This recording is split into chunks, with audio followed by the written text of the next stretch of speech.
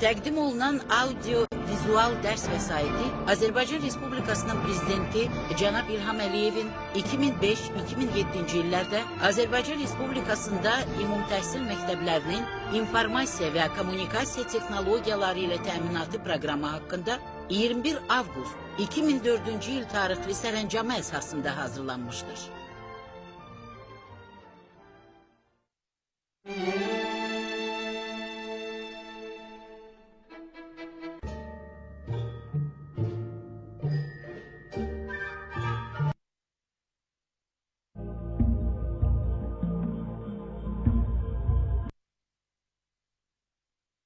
(1038-ci ildə Mərkəzi Asiyadan Aralıq dənizi sahillərinə və Dərbənd keçidindən İran körfəzinə qədər əraziləri əhatə edən Böyük Səlcuq İmperatorluğu yarandı.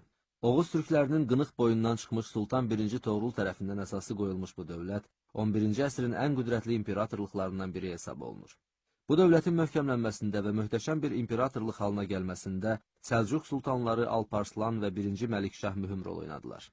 Paytaxtı müxtəlif vaxtlarda Nişapur, Rey və İsfahan şəhərləri olmuş bu dövlət, Oğuz türklərinin tarixində əsaslı dönüş nöqtəsi olaraq xatırlanır. Çünki onun yaradılması ilə İslam aləmində siyasi hakimiyyət Oğuzların əlinə keçir. Azərbaycan torpaqları da bir müddət Səlcuq İmperatorluğunun tərkibində olmuşdur. Bunun nəticəsi olaraq Azərbaycanda feodal özbaşınalığının, hərcməcliyin və ara müharibələrinin qarşısı alınır.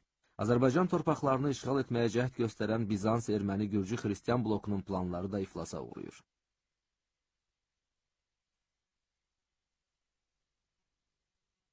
Səlcuq İmperatorluğu yarandıqdan sonra onun hədəfi türklər üçün daim təhlükə mənbəyi olan Bizans torpaqları olur. 1015-ci ildə Səlcuq sərkərdəsi Çağrı bəyin başçılıq etdiyi ordu kəşfiyyat yürüşünə çıxır. İran və Azərbaycan arasından keçən Səlcuqlar Van gölü hövzəsini ələ keçirirlər.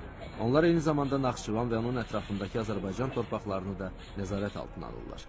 Bu ərazilərdə möhkəmlənməyə qüvvə kifayət etmədiyi üçün Səlcuqlar geri qayıdırlar. Səlcuq dövləti möhkəmləndikdən sonra İran, Cənubi Qafqaz, o cümlədən Azərbaycan torpaqlarını keçməklə Bizansa qarşı əməliyyatların davam etdirilməsi zərurəti yaranır. Səlcuq qoşunlarının Həmədan, İsfahan, Gilan istiqamətlərində Azərbaycana doğru yürüşü başlayır. Gilan istiqamətində hərəkət edən hissələr Xəzərin cənubundakı torpaqları tutaraq Arazı keçib Arına daxil olurlar. Burada Şəddadilərin qüvvələri ilə birləşən Səlcuqlar Bizans, Erməni və Gürcü feodallarının birləşmiş qüvvələrinə ağır zərbələr endirirlər. Azərbaycanın cənub əyalətləri isə Səlcuq sərkərdəsi Həsənin nəzarəti altına girir. Bundan sonra hərbi əməliyyatlar Şərqi Anadoluya keçirilir. Səlcuq Azərbaycan-Türk birləşmələri 1048-ci ildə Bizansın rəhbərlik etdiyi Xristian blokunun qüvvələrini darmadağın edir. Bizans sülh müqaviləsi bağlamağa məcbur olur. 1054-cü ildə Sultan 1. Toğrulun hərbi qüvvələri Təbrizə yaxınlaşır. Rəvvadi hökmdarı Vəhsudan Səlcuq sultanına tabe olduğunu bildirir. Azərbaycan feodalları Səlcuq türkləri ilə yaxınlaşmağı daha üstün tuturlar. Səlcuqların Gəncə yürüşündə Şəddadi hökmdarı Əbuləsvar Şavur da Vəhsudan kimi tabeçiliyi qəbul edir. Səlcuq sultanı ilə Şəddadi hökmdarı arasında bağlanan müqaviləyə əsasən Bizansın başçılıq etdiyi Xristian blokuna qarşı əlbir hərəkət etmək razılaşdırılır. 1066-cı ildə Səlcuqlar Şirvana yürüş edirlər. Qısa müddətli müqavimətdən sonra Şirvanşah 1. Fəribürs Səlcuqlara tabe olur.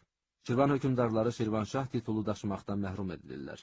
Şirvanşahların Səlcuqlardan asılılığı qəbul etməsi ilə Azərbaycan torpaqlarının Böyük Səlcuq İmperatorluğunun tərkibinə qatılması başa çatır. Bizans imperiyası Ön Asiyada, Şərqi Anadoluda və Cənubi Qafqazda getdikcə möhkəmlənən və dövrünün qüdrətli dövlətinə çevrilən Böyük Səlcuq İmperatorluğuna zərbə vurmaq qərarına gəlir. 1071-ci il avqustun 26-sında Malazgirt adlı yerdə Bizans və Səlcuq qüvvələri arasında döyüş baş verir. Üç istiqamətdə hücum edən türklər axşama yaxın Bizans ordusunu geri oturdur.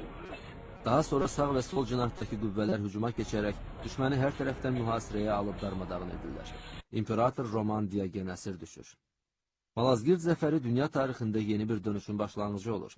Bu döyüşdəki məğlubiyyətdən sonra yurdumuzun qərb torpaqlarını işğal etməyə çalışan Bizans və onun havadarlıq etdiyi Erməni və Gürcü feodallarının mövqeyi sarsılır. Anadolu həmişəlik türk torpağına çevrilir. Səlcuqlar Bizansın əsas dayağı olan Kiçik Asiyanı fəth etməklə bu dövlətin zəifləməsində və gələcəkdə dağılmasında böyük rol oynayırlar. Səlcuqların Azərbaycana gəlişi ilə Oğuz türk tayfaları Cənubi Qafqazda və Ön Asiyada başlıca etnik və siyasi qüvvəyə çevrilir. Bununla da Azərbaycan xalqının təşəkkül prosesi başa çatır. 1118-1157-ci illərdə hakimiyyətdə olmuş sonuncu Səlcuq sultanı Səncərin dövründə imperatorluq zəifləyərək dağılır. Bu nəhəng imperatorluğun dağılması mərhələsində Azərbaycanda Şirvanşahlar dövləti müstəqilləşir, qüdrətli bir Azərbaycan dövləti olan Eldəgizlər dövləti yaranır. Böyük Səlcuq İmperatorluğunun yaranması ilə bütün yaxın və orta şərqdə, o cümlədən Azərbaycanda torpaq mülkiyyəti sistemində köklü dəyişikliklər başlayır. Səlcuq sultanları mərkəzi hakimiyyətə hərbi siyasi dayaq yaratmaq məqsədi ilə imperatorluq ərazisinə daxil olan bütün torpaqları hərbi xidmət müqabilində iqta şəklində Səlcuq əmirləri arasında bölüşdürürlər. Arran, Şirvan və Dərbənd kimi böyük tarixi vilayətlər də sultana yaxın olan əmirlərə iqta verilir. İqtadarlar əvvəllər onlara verilmiş torpaqlardan vergi almaqla kifayətlənir, daxili idarəçiliyə və kəndlilərin həyatı ilə əlaqədar məsələlərə qarışmırlar. Zaman keçdikcə iqta irsən ötürülür, iqta sahibləri hakimlərə, onların idarə etdiyi ərazilər isə mərkəzi hakimiyyətdən asılı olmayan dövlətlərə çevrilir. Səlcuqlar dövründə yaranmış torpaq mülkiyyəti formalarından biri də uc torpaqlarıdır. Uc torpaqları imperatorluğun ucqar sərhədlərini qoruyan Səlcuq sərkərdələrinə paylanmış torpaqlara deyilirdi. Səlcuq imperatorluğu dövründə ənənəvi vergilərə əlavələr olunur. İndi Səlcuq döyüşçülərinə şərab və silah tədarük etmək üçün şərab bahası və silah bahası, onların atlarını nallamaq üçün nal bahası adlanan vergilər tətbiq olunur. Şəhər sənətkarlarından, onların hazırladığı sənət məmulatlarından pay alınmağa başlanır. Kəndlilərdən torpağa görə başlıca vergi olan üşr alınır, müharibə vaxtı isə əlavə vergilər tətbiq olunur.